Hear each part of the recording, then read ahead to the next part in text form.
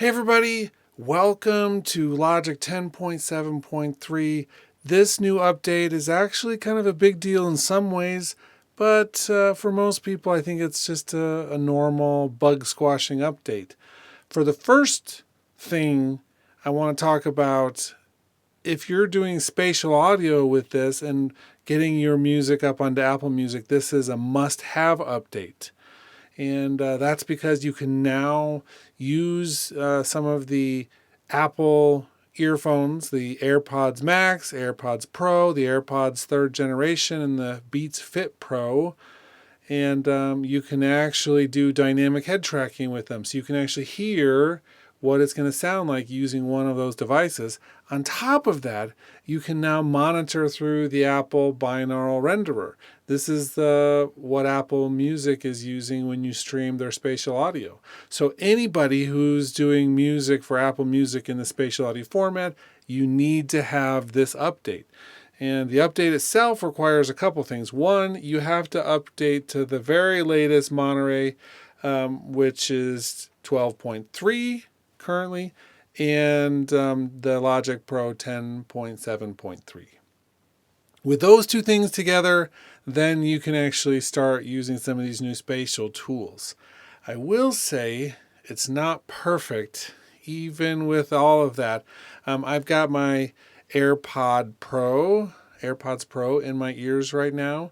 And if I'm in Logic, I've got Atmos turned on, and all they say in the documentation is that you need to have the output device selected, and you can see it's AirPods Pro, and then you'll be able to do the dynamic head tracking, except it's grayed out. And I don't know why at this point. I can use the Apple renderer, which is showing that I'm on the right version of the operating system and the right version of Logic.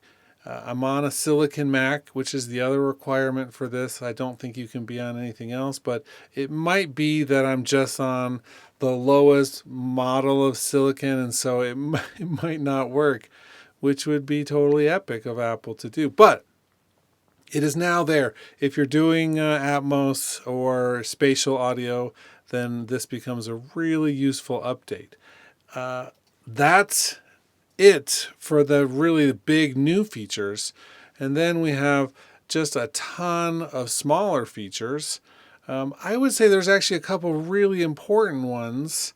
For instance, under stability and reliability, when an audio unit's plugin crashes while running Logic Pro on Apple Silicon Macs, again, Apple Silicon, Logic will continue to run and automatically reloads the plugin after selecting recover from the recover or quit dialog. That's a big deal for stability. It does say that, I think later on at some point, it does say that if one of the audio units plugins does crash, it's going to stop playback. But there's a bunch of things like that. Oh yeah, playback now stops if an audio unit plugin unexpectedly quits. So a bunch of fixes for things like that. We do have performance fixes, accessibility fixes, some other spatial audio things, one surround sound, some step sequencer things. Most of these are just fixing bugs, but there's a couple things that I thought was really interesting. One of them is if you're using the sampler, you can now save with audio option from the Save As menu, which is kind of nice. You can save an instrument you've been working on and put it in a location with the audio files. It says here with plugins that Audio Unit version 3 MIDI plugins are now fully functional in Logic Pro, so that's going to help with some MIDI stuff that there was issues with previously. And then some chasing, some automation, some small drummer things, new flex pitch and flex time fix. Just a bunch of little things that are all coming down here. This one, let's see. Import. It is now possible to drag unprotected audio files from the Music app into Logic, which is a really nice new feature. And for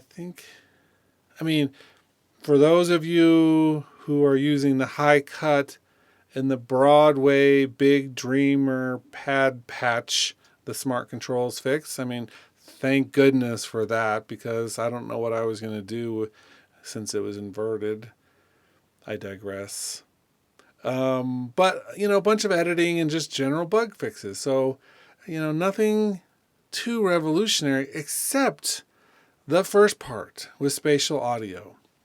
And if you have any of these devices, you can now hear what your music is going to sound like in real time before you have to do a workaround to export it as a file and listen to it on your mobile device or uploading it to Apple Music.